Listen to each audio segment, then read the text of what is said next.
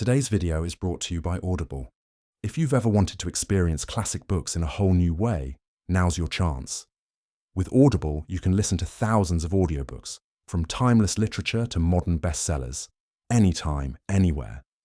Start your free 30-day trial and support the channel by clicking the link in the description below. Thank you. The Grisly Folk by H.G. Wells. Published 1921. Can these bones live? Could anything be more dead, more mute and inexpressive to the inexpert eye than the ochreous fragments of bone and the fractured lumps of flint that constitute the first traces of something human in the world? We see them in the museum cases, sorted out in accordance with principles we do not understand, labelled with strange names: Shellian, Musterian, Solutrian, and the like, taken mostly from the places Chelles, La Moustier, Solutre, and so forth, where the first specimens were found. Most of us stare through the glass at them, wonder vaguely for a moment at that half-savage, half-animal past of our race, and pass on. Primitive man, we say. Flint implements.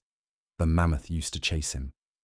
Few of us realize yet how much the subtle, indefatigable cross-examination of the scientific worker has been extracting from the evidence of these rusty and obstinate witnesses during the last few years. One of the most startling results of this recent work is the gradual realization that great quantities of these flint implements and some of the earlier fragments of bone that used to be ascribed to humanity are the vestiges of creatures, very manlike in many respects, but not, strictly speaking, belonging to the human species. Scientific men call these vanished races man, Homo, just as they call lions and tigers cats, Felis. But there are the soundest reasons for believing that these earlier so-called men were not of our blood, not our ancestors, but a strange and vanished animal, like us, akin to us, but different from us, as the mammoth was like, and akin to, and yet different from, the elephant. Flint and bone implements are found in deposits of very considerable antiquity. Some in our museums may be 1,000,000 years old or more, but the traces of really human creatures, mentally and anatomically like ourselves, do not go back much earlier than 20 or 30,000 years ago. True men appeared in Europe then, and we do not know whence they came. These other tool-using, fire-making animals, the things that were like men and yet were not men, passed away before the faces of the true men. Scientific authorities already distinguish 4 species of these pseudo-men, and it is probable that we shall learn from time to time of other species. One strange breed made the implements called Shellian. These are chiefly soul-shaped blades of stone found in deposits of perhaps 300,000 or 400,000 years ago. Shellian implements are to be seen in any great museum. They are huge implements, 4 or 5 times as big as those made by any known race of true men, and they are not ill-made. Certainly some creature with an intelligent brain made them. Big, clumsy hands must have gripped and used these rocky chunks. But so far, only one small fragment of a skeleton of this age has been found. A very massive chinless lower jawbone, with teeth rather more specialized than those of men today. We can only guess what strange foreshadowing of the human form once ate with that jaw and struck at its enemies with those big but not unhandy flint blades. It may have been a tremendous fellow, probably much bigger in the body than a man. It may have been able to take bears by the scruff and the saber-toothed lion by the throat. We do not know. We have just these great stone blades, and that bit of a massive jaw, and the liberty to wonder. Most fascinating riddle of all these riddles of the ages of ice and hardship before the coming of the true men is the riddle of the Musterian men, because they were perhaps still living in the world when the true man came wandering into Europe. They lived much later than those unknown Chellian giants. They lived 30 or 40,000 years ago, a yesterday compared with the Chellian time. These Mousterians are also called Neanderthalers. Until quite recently, it was supposed that they were true men like ourselves. But now we begin to realize that they were different, so different that it is impossible that they can be very close relations of ours. They walked or shambled along with a peculiar slouch. They could not turn their heads up to the sky, and their teeth were very different from those of true men. One oddity about them is that in 1 or 2 points, they were less like apes than we are. The dog tooth, the third tooth from the middle, which is so big in the gorilla, and which in man is pointed and still quite distinct from the other teeth, is not distinct at all in the Neanderthaler. He had a very even row of teeth, and his cheek teeth also were very unlike ours, and less like the apes than ours.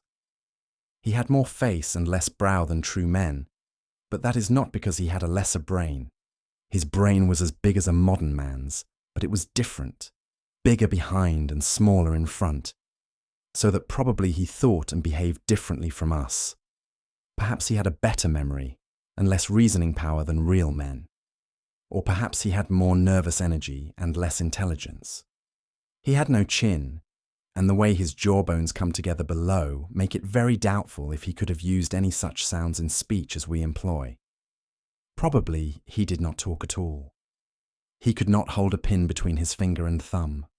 The more we learn about this beast man, the stranger he becomes to us, and the less like the Australoid savage he was once supposed to be.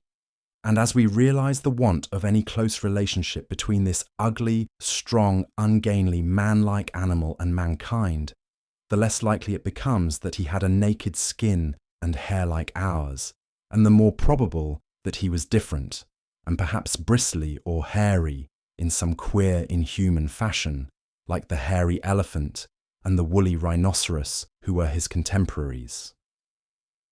Like them, he lived in a bleak land on the edge of the snows and glaciers that were even then receding northward, hairy or grisly, with a big face like a mask, great brow ridges and no forehead, clutching an enormous flint, and running like a baboon with his head forward, and not like a man with his head up.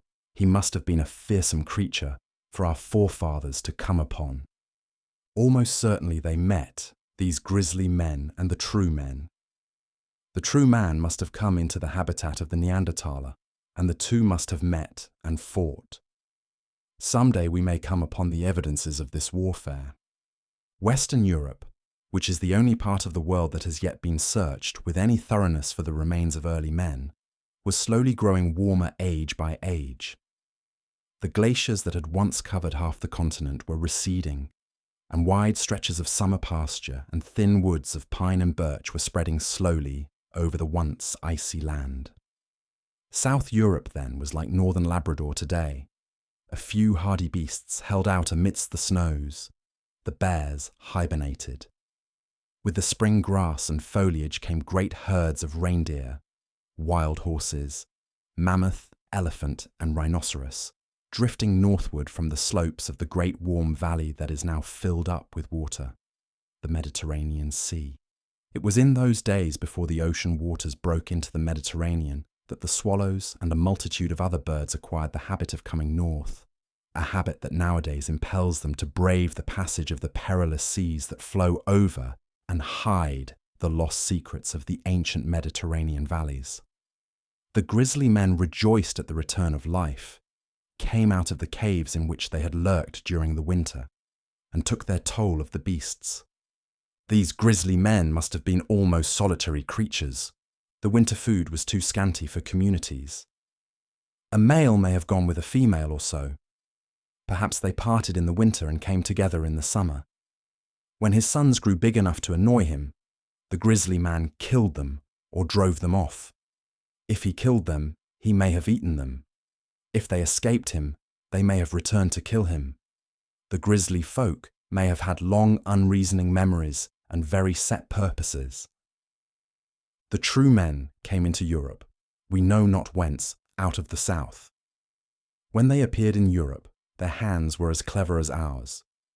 They could draw pictures we still admire. They could paint and carve. The implements they made were smaller than the Mousterian ones, far smaller than the Chelian, but better made and more various. They wore no clothes worth speaking of, but they painted themselves and probably they talked. And they came in little bands. They were already more social than the Neanderthaler. They had laws and self-restraints.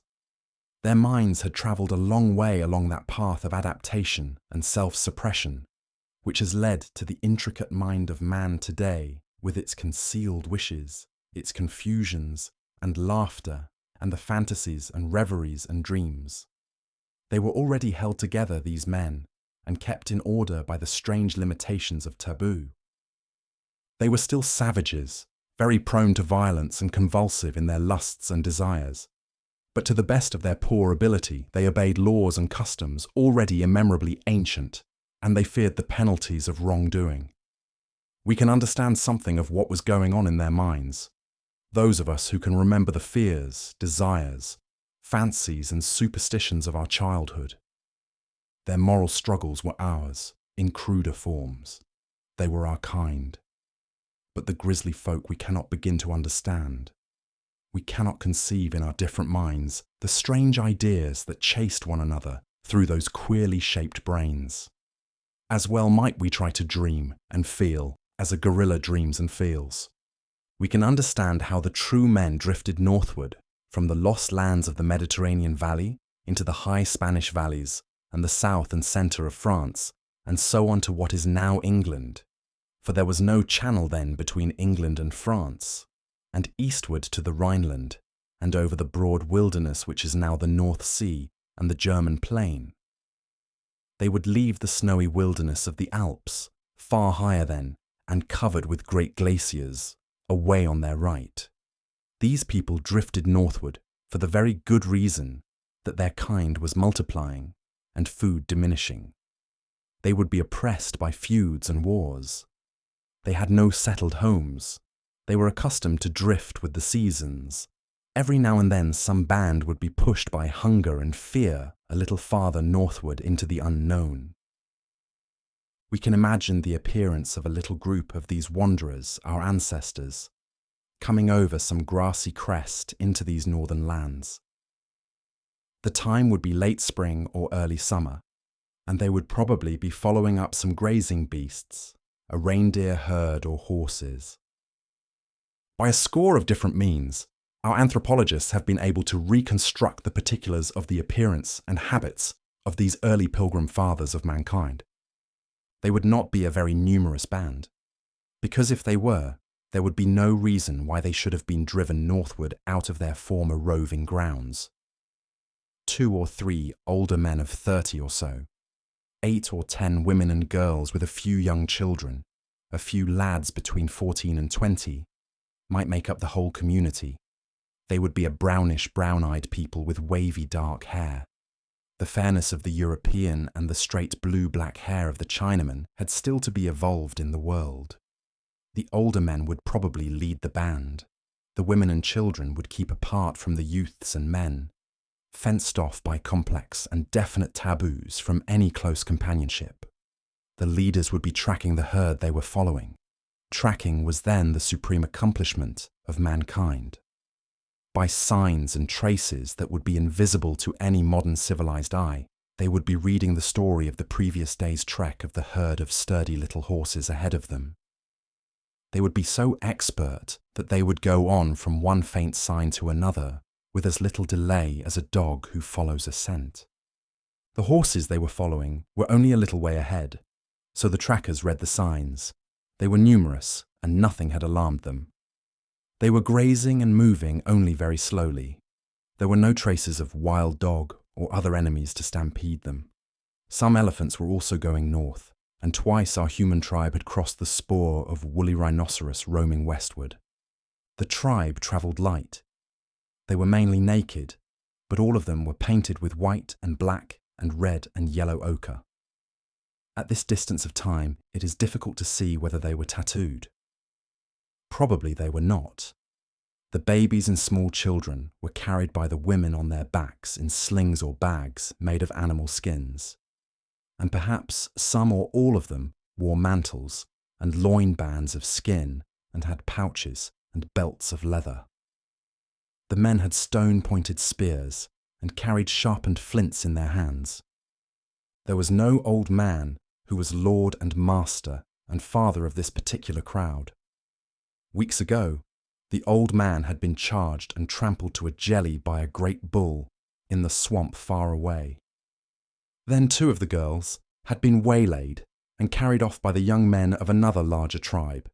It was because of these losses that this remnant was now seeking new hunting grounds.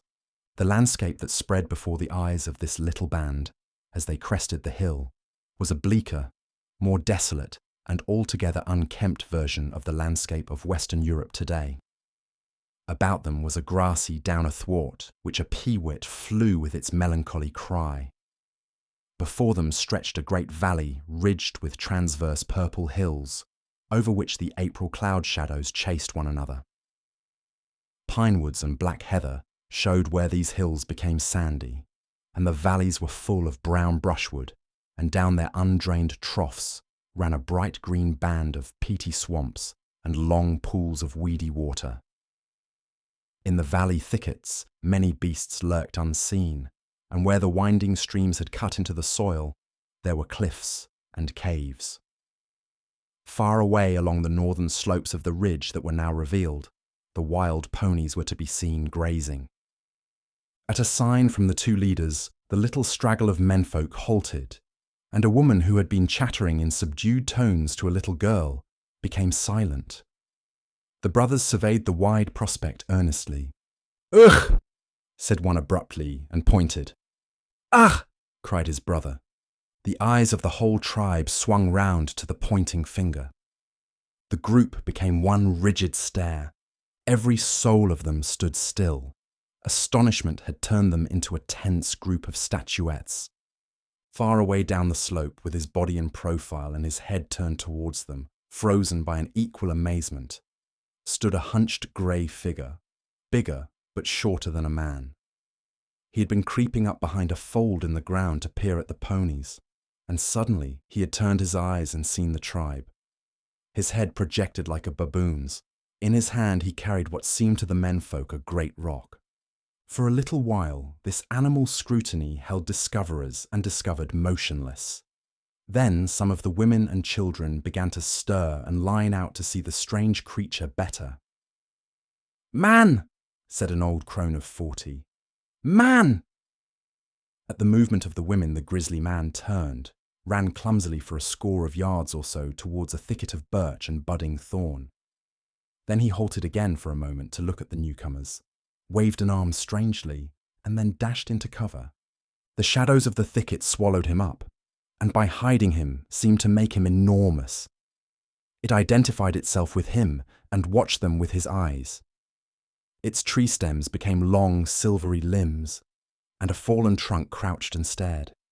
It was still early in the morning, and the leaders of the tribe had hoped to come up with the wild ponies as the day advanced, and perhaps cut one off, and drive it into difficulties among the bushes and swampy places below, and wound it and follow it up and kill it. Then they would have made a feast, and somewhere down in the valley they would have found water and dry bracken for litter, and a fire before night.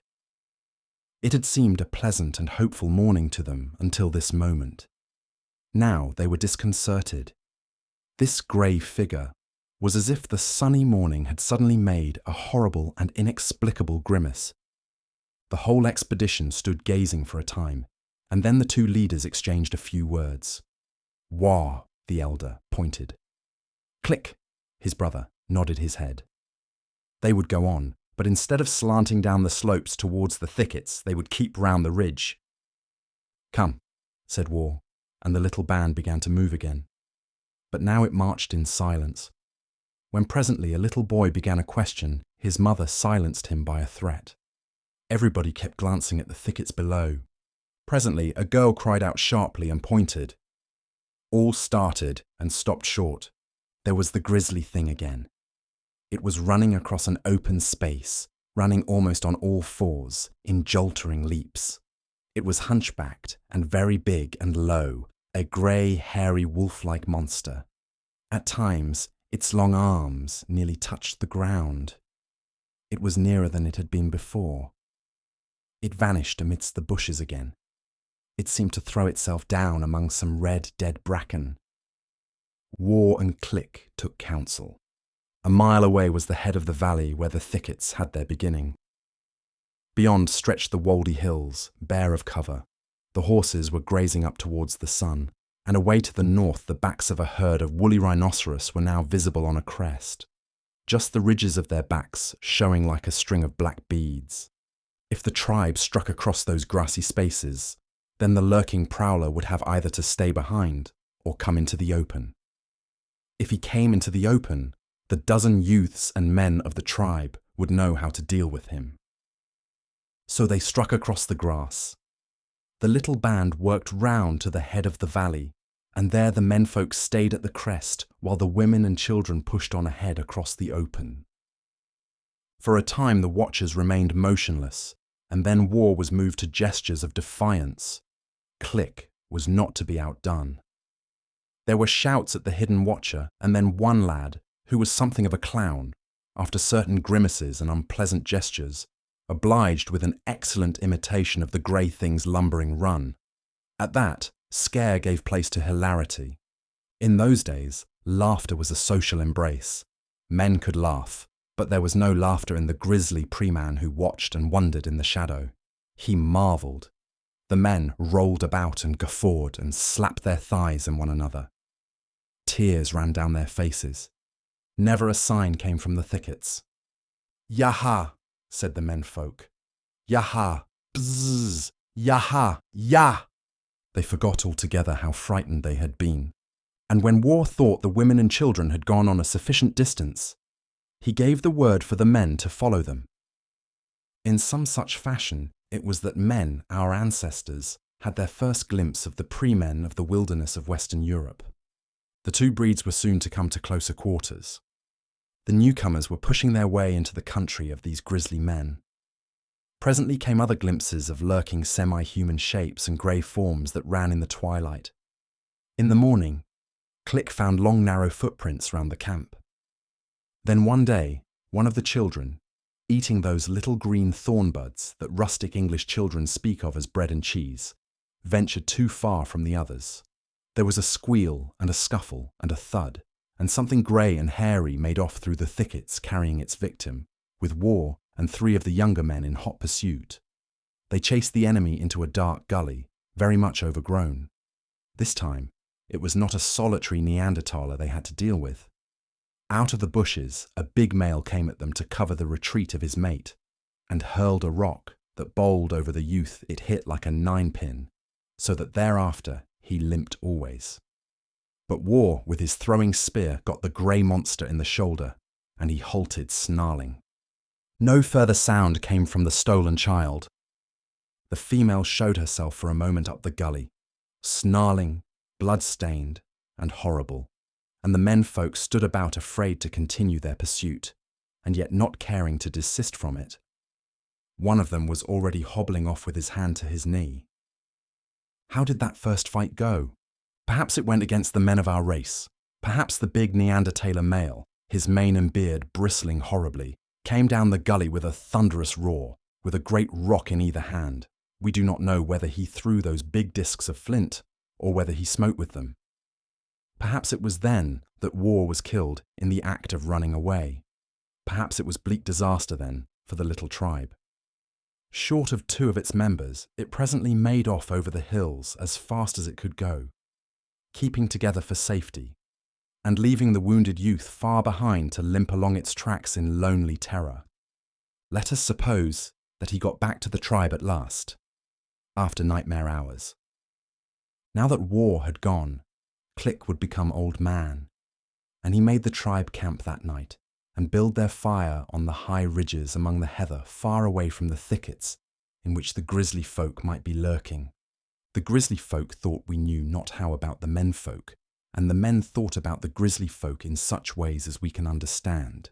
They imagined how their enemies might act in this fashion or that, and schemed to circumvent them. It may have been Click who had the first dim idea of getting at the gorge in which the Neanderthalers had their lair from above. For as we have said, the Neanderthaler did not look up. Then the menfolk could roll a great rock upon him or pelt him with burning brands and set the dry bracken alight. One likes to think of a victory for the human side. This clique we have conjured up had run in panic from the first onset of the grisly male, but as he brooded by the fire that night, he heard again in imagination the cry of the lost girl, and he was filled with rage. In his sleep the grisly male came to him, and Click fought in his dreams and started awake, stiff with fury.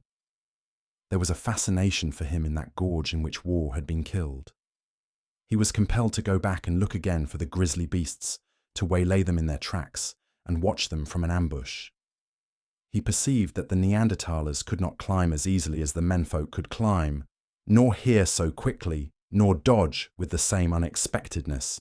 These grisly men were to be dealt with as the bears were dealt with, the bears before whom you run and scatter, and then come at again from behind. But one may doubt if the first human group to come into the grisly land was clever enough to solve the problems of the new warfare. Maybe they turned southward again to the gentler regions from which they had come, and were killed by, or mingled with, their own brethren again. Maybe they perished altogether in that new land of the grisly folk into which they had intruded. Yet the truth may be that they even held their own and increased. If they died, there were others of their kind to follow them and achieve a better fate. That was the beginning of a nightmare age for the little children of the human tribe. They knew they were watched. Their steps were dogged. The legends of ogres and man-eating giants that haunt the childhood of the world may descend to us from those ancient days of fear. And for the Neanderthalers, it was the beginning of an incessant war that could end only in extermination. The Neanderthalers, albeit not so erect and tall as men, were the heavier, stronger creatures, but they were stupid and they went alone or in twos and threes. The menfolk were swifter, quicker-witted and more social. When they fought in combination. They lined out and surrounded and pestered and pelted their antagonists from every side. They fought the men of that grisly race as dogs might fight a bear. They shouted to one another what each should do, and the Neanderthaler had no speech. He did not understand. They moved too quickly for him and fought too cunningly. Many and obstinate were the duels and battles these two sorts of men fought for this world in that bleak age of the windy steppes 30 or 40,000 years ago. The two races were intolerable to each other. They both wanted the caves and the banks by the rivers where the big flints were got. They fought over the dead mammoths that had been bogged in the marshes, and over the reindeer stags that had been killed in the rutting season. When a human tribe found signs of the grisly folk near their cave and squatting place, they had perforce to track them down and kill them. Their own safety and the safety of their little ones was only to be secured by that killing. The Neanderthalers thought the little children of men fair game and pleasant eating. How long the grisly folk lived on in that chill world of pines and silver birch between the steppes and the glaciers, after the true menfolk came, we do not know. For ages they may have held out, growing more cunning and dangerous as they became rare.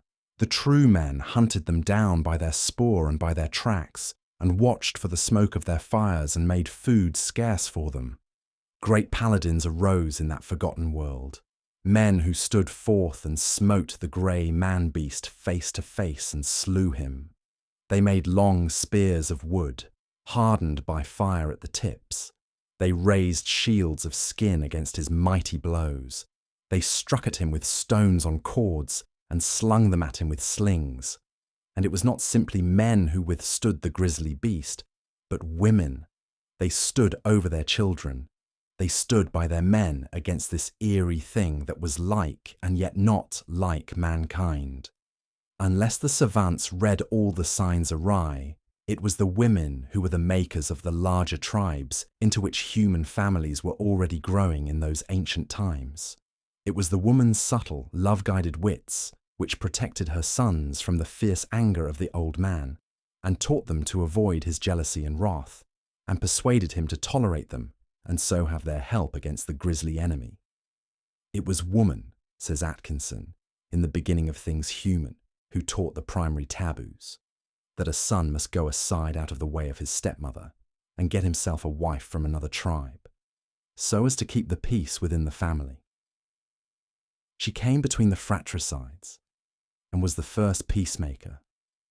Human societies in their beginnings were her work, done against the greater solitariness, the lonely fierceness of the adult male. Through her, men learnt the primary cooperation of sonship and brotherhood. The grisly folk had not learnt even the rudest elements of cooperation, and mankind had already spelt out the alphabet of a unity that may someday comprehend the whole earth. The menfolk kept together by the dozen and by the score. By ones and twos and threes, therefore, the grisly folk were beset and slain, until there were no more of them left in the world. Generation after generation, age after age, that long struggle for existence went on between these men who were not quite men, and the men, our ancestors, who came out of the south into Western Europe. Thousands of fights and hunts, sudden murders and headlong escapes, there were amidst the caves and thickets of that chill and windy world between the last age of glaciers and our own warmer time. Until at length the last poor Grisly was brought to bay and faced the spears of his pursuers in anger and despair. What leapings of the heart were there not throughout that long warfare? What moments of terror and triumph? What acts of devotion and desperate wonders of courage? And the strain of the victors was our strain. We are lineally identical with those sun-brown painted beings who ran and fought and helped one another. The blood in our veins glowed in those fights and chilled in those fears of the forgotten past. For it was forgotten. Except perhaps for some vague terrors in our dreaming life, and for some lurking element of tradition in the legends and warnings of the nursery, it has gone altogether out of the memory of our race. But nothing is ever completely lost. 70 or 80 years ago, a few curious savants began to suspect that there were hidden memories in certain big chipped flints and scraps of bone they found in ancient gravels. Much more recently, others have begun to find hints of remote, strange experiences in the dreams and odd kinks in modern minds. By degrees, these dry bones begin to live again. This restoration of the past is one of the most astonishing adventures of the human mind. As humanity follows the gropings of scientific men among these ancient vestiges, it is like a man who turns over the yellow pages of some long-forgotten diary, some engagement book of his adolescence. His dead youth lives again. Once more, the old excitements stir him, the old happiness returns. But the old passions that once burnt only warm him now, and the old fears and distresses signify nothing. A day may come when these recovered memories may grow as vivid as if we in our own persons had been there and shared the thrill and the fear of those primordial days. A day may come when the great beasts of the past will leap to life again in our imaginations, when we shall walk again in vanished scenes, stretch painted limbs we thought were dust, and feel again the sunshine of 1,000,000 years ago.